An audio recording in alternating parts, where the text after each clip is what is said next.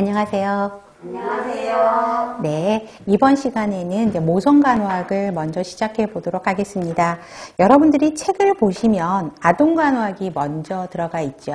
그런데 이제 모성간호학이 아동에 비해서 조금 문제가 한 문제 정도 더 많이 출제되는 것도 있고 해서 모성간호학을 먼저 시작을 하고요. 그 다음에 모성간호학이 끝나는 대로 아동간호학을 다시 시작할 계획입니다. 뭐 순서는 그렇게 상관이 없겠죠?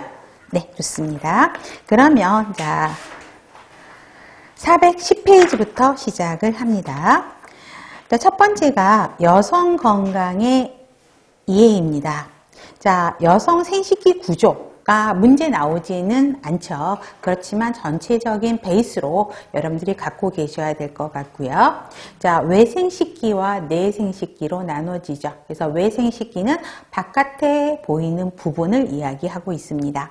그래서 치골에서 회음부 사이의 구조물, 그래서 음부라고 이야기하고 있죠. 자, 치구, 그림에서 찾아보세요. 치구는 제일 꼭대기, 불두덩이라고 되어 있죠. 그래서 여기에는 가장 치모가 많이 있죠. 그래서 거칠고 고불고불한 치모가 있고요. 여성들은 역삼각형, 남성들은 거의 문제가 안 나와요. 그래서 여성들이 역삼각형이다 보시면 되겠고, 여기에는 피지선, 땀샘들이 분포가 되어 있어요. 그래서 습한 상태를 유지하고 있다. 요걸 좀 알고 계시면 될 것 같고요. 그 다음에 대음순, 오른쪽 네 번째 그림인가요? 대음순이 있는데, 자, 불두덩이, 치구에서부터 항문 쪽을 향해서 길게 내려오는 둥근 주름을 대음순이라고 이야기를 하고 있죠. 그래서 여기도 마찬가지 음모도 있고 땀샘도 있고 피지선이 있어서 항상 이런 게 있으면 굉장히 습한 상태를 유지하고 있다라고 보시면 되고요. 지방이 좀 많죠. 그래서 도톰하게 되어 있고요. 그 다음에 문제에서는, 특히 국시 문제에서는 어떤 형태가 나오냐면 남성의 생식기와 비교해서 어떤 거하고 같은 기능을 하느냐, 이게 문제거든요. 그래서 대음수는 뭐하고 동일한 기관이다? 음낭, 그렇죠? 그래서 음낭 동그라미 하시고요. 그 다음에 소음순이죠. 대음순 안에 작게 소음순이 있죠. 판상주름이라고 되어 있는데, 판상이라는 거는 널빤지처럼 생긴 모양을 판상이라고 이야기하거든요. 그래서 주름으로 되어 있습니다. 자, 여기에 신경이 분포가 되어 있어요. 혈관도 풍부하다 보니까 성적 흥분을 하면 이게 좀 붉어지는 경향이 있고요. 그 다음에 남성의 생식기에서는 뭐와 같은 기능을 해요? 요도. 그래서 요도 동그라미 하시고요. 음핵은 어디에 있죠? 꼭대기. 그쵸? 치구 밑에 있죠? 자, 여기도 혈관이 분포가 많이 되어 있어요. 그래서 성적으로 흥분을 하면 발기죠. 그래서 발기성 조직이라고 이야기를 하고 있습니다. 그래서 이거는 남성의 생식기계 어디하고 똑같죠? 음경하고 같은 기능을 하고 있다 정도를 알고 계시면 되고요. 다음에 질전정입니다. 자, 질연정은 중요한 거는 뭐 스킨샘, 바르톨린샘이 있죠. 그래서 질구가 있고요. 이걸 다 합쳐서 이제 질전정이라고 이야기를 해요. 그래서 질이 있고, 그 다음에 요도구가 있고, 그 다음에 스킨샘이 2개, 바르톨린샘이 2개. 그래서 토탈 구멍이 몇 개 있는 거지? 6개가 있는 거를 볼 수 있죠. 자, 질구는 우리 천여막으로 되어 있다라는 건, 덮여 있는 건 아시죠? 그래서 특히 질 입구에 있는 게 천여막이 있고, 첫 성교라든가 우리 기구, 그 다음에 탐폰을 사용되게 되면 파열되는 경우가 많고 분만 시에는 거의 없어지죠. 그래서 이 질구가 여성 생식기의 내생식기와 외생식기를 구별하는 구분 지표가 되는 게 이제 질에서부터 시작을 하는 거죠. 그 다음에 요도구는 소변 나오는 데죠. 중요한 거는 우리 항상 나오는 거 2번이죠. 길이가 4, 5cm로 남성의 요도보다 훨씬 짧죠. 그러다 보니까 비뇨기계 감염이 가장 잘 되는 게 요도구예요. 그래서 요도구가 답이 되는 게 아니라, 그죠? 여성이 비뇨기계 감염이 남성에 비해서 더 많이 발생하는 이유가 뭐냐? 이렇게 문제가 나오겠죠. 그렇기 때문에 남자보다 4, 5cm 정도로 굉장히 짧기 때문에 노출이 돼서 감염이 쉽게 걸린다. 뭐 이런 형태로 쓰실 수 있으면 되겠습니다. 그래서 두 번째 땡이 더 중요한 단어로 보시면 되고요. 자, 바르톨린샘입니다. 자, 2개의 부피기관이 있는데 제일 양옆에 있게 되죠. 자, 샘이라는 거는 무슨 물질이 분비가 되는 거죠. 그렇죠? 그래서 바르톨린선, 바르톨린샘이라고 이야기하는데 성적으로 흥분이 되게 되면 점액성 물질이 나오게 됩니다. 그래서 어때요? 정자를 보호하게 되죠. 우리 질은 나중에도 설명이 되어 있지만 질은 산성이에요, 알칼리예요? 산성이어서 외부로부터 병원체가 들어오는 거에 대해서 막는 역할을 하죠. 근데 임신을 하려고 그러는데 정자가 들어오는 걸 죽여버리면 안 되죠, 산성이면. 그렇기 때문에 자, 정자를 보호하게 하고 그 다음에 질내를 윤활하게 하는 역할에서 그 윤활제가 분비가 되는 거거든요. 그래서 바르톨린샘이 그런 역할을 하고 있고요. 근데 박테리아에 의해서 감염 등이 많이 돼요, 얘는 부분이. 그래서 환홍이 이제 감염이 되게 되면 환홍이 일어나게 됩니다. 그래서 바르톨린선 농양 같은 것들을 유발하게 돼요. 또 임균에 의해서 좋은 은식처가 된다는 거죠. 그래서 임균이 들어와서 여기서부터 이제 시작을 하는 거죠. 그 다음에 스킨샘이 있다라는 거. 스킨샘도 샘이니까 윤활 물질이 나오는 거죠. 그래서 그냥 그거는 그냥 보시면 됩니다. 그 다음에 회음부입니다. 자, 회음체인데요. 여러분들 유인물 받으셨죠? 자, 보면 첫 번째 그림이 이제 회음부를 그림을 그려놨어요. 오늘 유인물 좀 많지 않아요? 한 5페이지로 막 갔잖아요. 근데 다 그림이에요.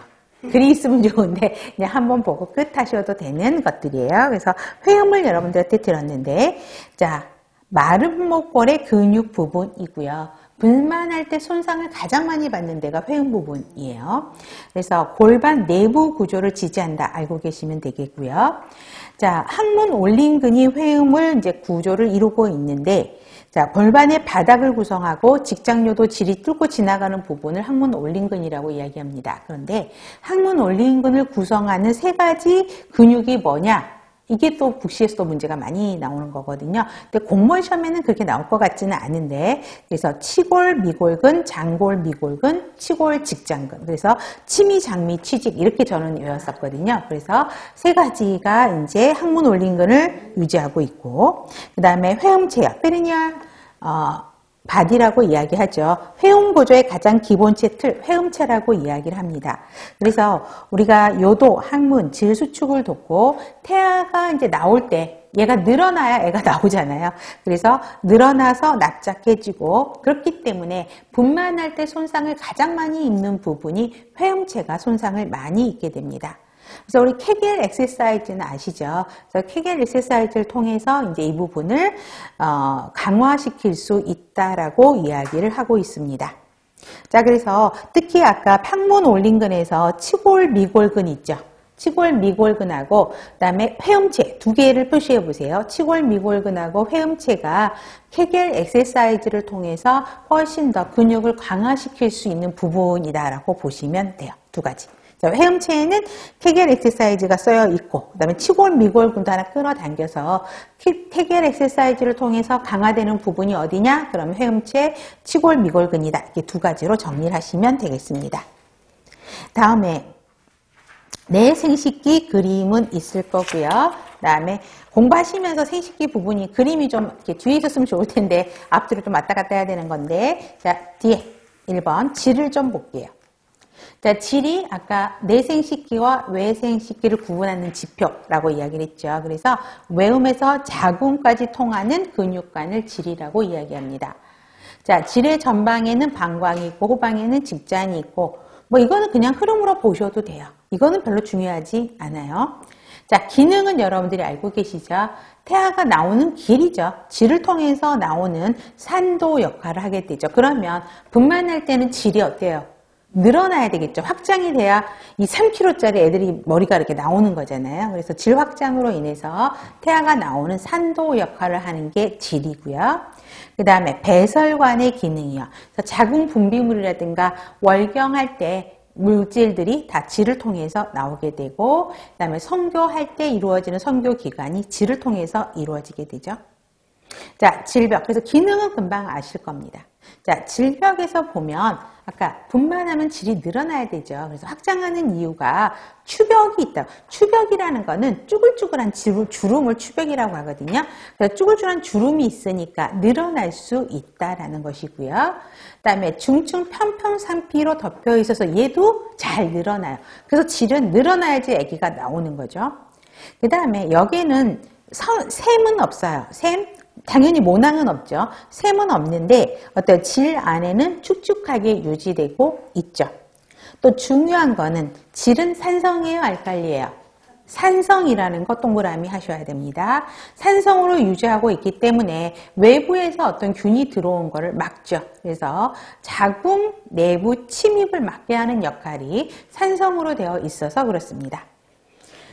자, 그 다음에 정상 질강 상주균. 그러니까 정상적으로 질에 존재하는 균 이름이 그렇죠. 우리 큰 소리로 두덜라인 강균이에요. 정상적으로 존재하는 균이에요. 질벽에서 분비되는 글리코겐을 분해하여 유산으로 만들어서 질 분비물을 산성으로 유지하게 하는 것입니다. 그래서 질 분비물을 산성으로 유지하게 하는 기능을 가진 균이 정상균이 뭐냐? 이렇게 물어봤을 때는 두덜라인 강균이다라고 설명을 해야 돼요. 그런데 자 임신 시에는 어때요? 글리코겐, 자 보세요. 질벽에서 분비되는 글리코겐을 분해한다 그랬죠. 근데 임신 시에는 이 글리코겐 함유량이 더 증가가 돼서 산성으로 더 유지가 됩니다. 산도가 더 증가해요. 정상적인 게 4.4에서 5 사이잖아요. 근데 글리코겐 분비량이 너무 많아져서 산도가 증가해요. 그러나 임신 시에는 어떻게 돼? 임신이 되면 곰팡이 감염률이 증가가 되는 거죠. 그래서 글리코겐 분비량이 늘어나면 산성이 되긴 하지만 임신이 되게 되면은 우리 정자가 통과하기 쉽게 하려면 알칼리성으로 돼야 되죠. 정자가 살아있어야 수정이 되는 거 아니에요. 그래서 알칼리성으로 되다 보니까 또 상대적으로 알칼리성이 되니까 그거는 곰팡이 감염률이 훨씬 노출되기 쉽다라는 것입니다. 자, 그렇게 해서 보시면 되고, 그 다음에 질원계에서 오른쪽에 질원계는 4개로 나눠져요. 전원계, 그 다음에 후원계, 질원계, 자질원계, 우질원계. 이건 중요한 게 아니고 중요한 거는 어디냐면 질후원계예요. 그러니까 질 뒤에 있는 원계를 이야기를 합니다. 그러니까 후질원계를 중요하게 생각하는데 여기는 모양이 어떻게 되어 있냐면 길게 되어 있고 좀 패여 있어요. 그래서 자궁 내막에서 나오는 분비물이라든가 피가 있다. 그러면 그쪽으로 고여있게 돼요. 세포 탈락물, 피 같은 것들이 고여있게 되는 생식기예요. 그러니까 그 모양체가 저 보세요. 이렇게 길면서 좀 패여 있어요. 그러니까 뭔가 분비물이 떨어지면 흐르는 게 아니고 거기에 딱 고여있겠죠. 그렇기 때문에 중요한 거, 암 세포 검사물 채취 부위가 어디다? 질후원계다라고 보시면 되겠고요. 또 자궁의 임신도 나중에 공부를 하시겠지만 자궁의 임신이 되면 출혈이 있게 되죠. 그 출혈이 어디에 고여 있냐면 이 질후원계에 고여 있게 돼요. 그래서 그 맥낭이라는 곳에 피가 고여 있거든요. 그래서 맥낭천자와 맥낭경 검사의 중요 부분이 되는 게 후원계예요. 그래서 자궁의 임신에서도 맥낭검사, 천자, 거기에 피가 고여있는 거를 빼내는 거거든요. 그래서 자궁의 임신인 걸 확진하는 건데 그 부분이 질후원계다. 그래서 후원계를 기억하셔야 되지 좌우, 전 이건 외울 필요 없어요. 그 다음에 파파니콜라우 스메어, 펩스메어라고 이야기를 하죠. 이거는 자궁 경부암 초기 진단 검사죠. 조기에 발견하는 검사입니다. 그래서 이것도 마찬가지예요. 후원계에서부터 질점액, 경관의 편편원주 접합부, 이거 동그라미 하세요. 편편원주 접합부가 어디냐면 경부를 나중에 또 공부를 하시면 편편상피세포와 원주상피세포가 서로 만나는 지점을 편편원주 접합이라고 이야기합니다. 편편상피세포, 원주세포가 만나는 지점. 근데 그 부분에서 캔서가 많이 생기는 거예요. 그래서 그 부분에서 자궁경부암이 많이 발생하기 때문에 파파니콜라우스메어, 펩스메어는 그 부분에서 한다라는 것입니다. 그래서 편편원주 접합부는 꼭 기억을 하시면 되고요. 그 다음에 자궁입니다. 자, 불수의적 근육층이죠. 자궁은 내가 수축할 수 있는 거 아니죠. 저절로 수축이 되는 거죠. 자, 그 다음에 속이 빈 서양배 모양의 기관이라고 되어 있는데, 여러분 혹시 서양배 보셨어요? 한번 검색해 보세요. 그러면 인터넷에 물어보시면 서양배 모양 나오는데 어쩜 그렇게 자궁 모양하고 똑같은지 보시면 금방 아실 거고요. 그래서 중요한 건 없어요. 근데 중요한 거는 자, 위치, 정경정골, 이걸 기억하셔야 돼요. 동그란. 자, 앞을 바라보고 있고 앞으로 구부러져 있다라는 것이에요. 그래서 정경절골의 유지, 이거는 꼭 기억하시면 되겠고요. 그 다음에 질 전방에는 뭐가 있죠? 아니, 자궁 전방, 방광. 자궁 앞에는 방광. 그 다음에 자궁 뒤에는 직장. 그래서 특히 전방에 방광이 있다라는 거는 기본으로 알고 계셔야 돼요. 그래서 자궁이 커지면 어떤 일이 벌어져? 임신해갖고 자궁이 커지면 앞에, 그쵸? 자궁이 이렇게 있고 여기가 있고 그 다음에 여기에 방광이 있죠. 근데 자궁이 임신해서 커져. 그럼 아무래도 점점 커지면 방광을 압박하게 되죠. 그래서 빈뇨들이 나오게 되는. 그래서 자궁하고 방광은 서로 연결이 많이 되어 있습니다. 그리고 나중에 아기 낳고 나면 우리 자궁은 어느 정도 사이즈일까요? 요 주먹 정도가 자궁이에요. 근데 여기 생각해 보세요. 3kg, 4kg짜리들이 들어가 있으니 얼마나 커지는 거예요. 그러면 정상적으로 아기 낳고 나면 퇴축을 해야 되죠. 그렇죠? 퇴축을 해야 되는데 방광이 팽창되어 있으면 퇴축을 해요, 못해요? 못해요. 그러면 산후출혈로 또 연결이 되거든요. 그렇기 때문에 이 방광의 역할이 굉장히 중요합니다. 그래서 앞에 방광이 있다는 걸 기억하시면 좋겠고요. 그 다음에 저부와 체부, 협부, 경부로 나눠집니다. 자, 그러면 이거는 유인물을 잠깐 해보세요. 이거 그림을 다 책에다 넣으면요, 책이 진짜 이따만하게 두꺼워져요. 여러분 학교 다닐 때 우리 여성건강간호학 책 2권이죠. 1권, 2권 나눠져 있거든요. 근데 요거만 되면 얼마나 줄인 거예요. 그러다 보니까 사실은 이제 해부학적인 것들은 이제 그림으로, 유인물로 많이 드려요. 자, 자궁 저부가 어디예요? 여러분 그림을 보시면 여 위가 자궁 저부예요. 그러니까 자궁 저부. 다른 말로 여기를 뭐라 그러냐면 상부라고 이야기를 하거든요. 찾으셨죠? 꼭대기. 자, 보시면 돼요. 그래서 자, 자궁 상부와 난간이 시작되는 것 사이, 상부에 노출되는 가장 넓은 부분이 자궁 저부다. 꼭 기억하시고, 자궁 상부의 가장 넓은 부분이에요. 그래서 우리가 분만할 때 자궁 수축이 오잖아요. 그러면 어디를 만져요? 위를 만지죠. 그 위가 어디예요? 자궁 저부를 만진다라는 것이죠.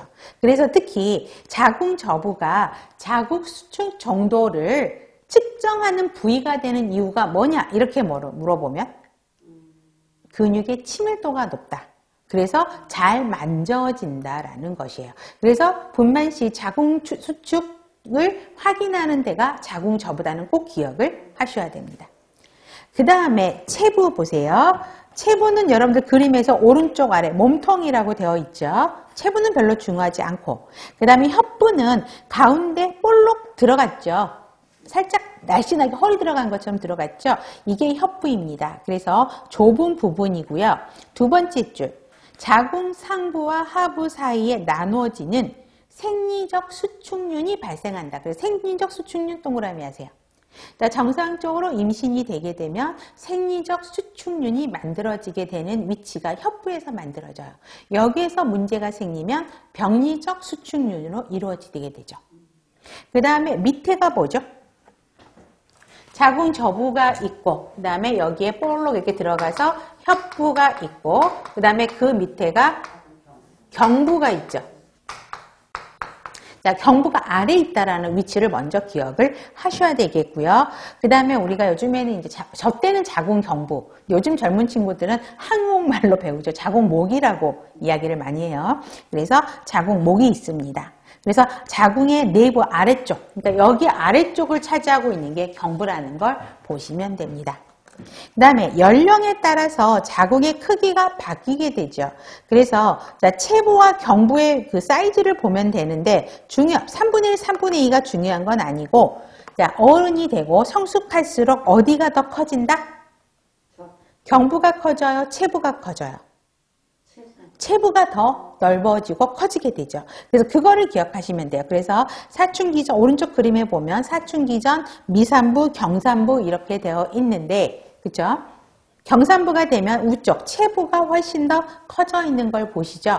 그래서 뭐 3분의 2, 3분의 1은 외울 필요 없고요. 성숙할수록, 성인일수록 체부가 넓어진다라는 거 그림으로 보시면 바로 아실 수 있는 겁니다.